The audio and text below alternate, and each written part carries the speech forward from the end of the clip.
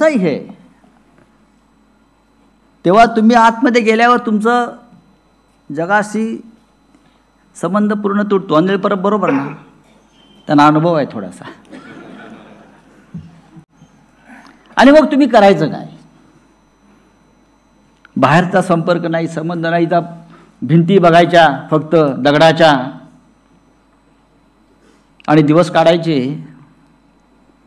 अशामध्ये लिहिणं, वाचणं, चांगला विचार करणं सकारात्मक, आणि उद्या मी कदाचित बाहेर पडेन हा चांगला विचार करायचा.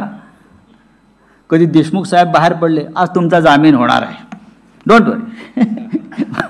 असं कधी मी गेलो, तुमचं आर्ग्युमेंट चांगलं झालं. ह्याच्यामध्ये आमचे 2, 4, 5 महिने असे निघून जातात. आणि त्यातून एखादा कोणी सुटलाच त्या अख्ख्या परिसरात, तर तो कसा सुटला त्याच्यावरती ते अख्खं जजमेंट घेऊन त्याचा अभ्यास करायचा. साकेत बरोबर ना? अरे वो छूट गया यार, तो सुटला, त्याचं जजमेंट मागवा. मग आमचे तिथे प्रवीण राऊत बसले, ते अख्खं जजमेंट वाचणार. सगळे जजमेंट वाचत बसल्यावरती कोणता पॉइंट काय, हे सगळे तुरुंगातले लोक बॅरिस्टर होऊन बाहेर पडतात. बार ॲट लॉ, सगळे बॅरिस्टर. 8 दिवस जरी तुरुंगात राहिला तरी तो सर्वोच्च न्यायालयापासून हायकोर्टापर्यंत कसं चालवायचं कोर्ट,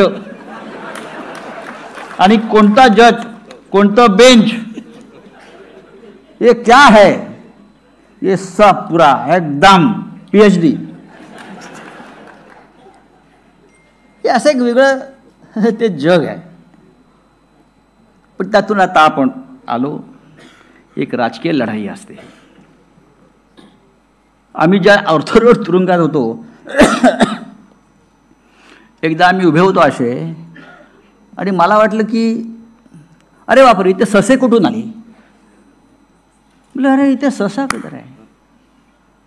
तर आमच्यावर कुंदन शिंदे होते आमचे. साहेब तो ससा नाही, तो उंदीर आहे म्हटले.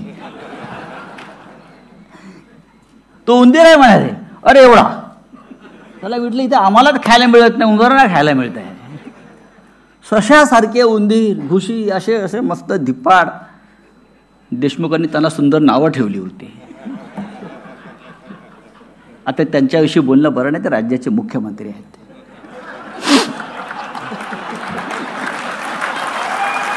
आपण मर्यादा पाळल्या पाहिजे.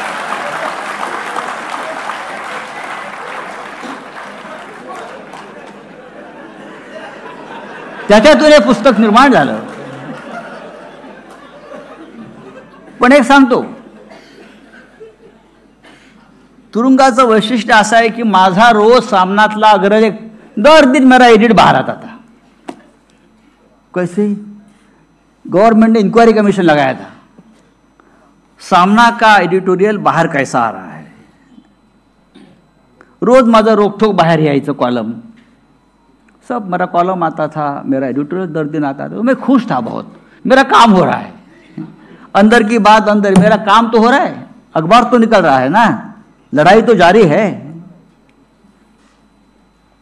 पण या सगळ्या जरी कटू आठवणी असल्या तरी माझ्यासारखा माणूस जो आहे तो कधी मनानं खचत नाही. कारण मी ज्यांच्याबरोबर काम केलेलं आहे, माननीय शिवसेना प्रमुख बाळासाहेब ठाकरे, त्यांनी सदैव आम्हाला तीच प्रेरणा दिली, खचू नका. आत्मविश्वास हा महत्त्वाचा आहे. मी एकदा ईडीच्या याच्यामध्ये होतो, कोठडीमध्ये, आणि सरकारवर भयंकर टीका करणारं माझं रोखठोक प्रसिद्ध झालं. मी ईडीच्या आतमध्ये बसलो आहे आणि सगळ्या नॅशनल चॅनलला बातम्या, संजय राऊत तो जेल में है लेकिन लिखा किसने.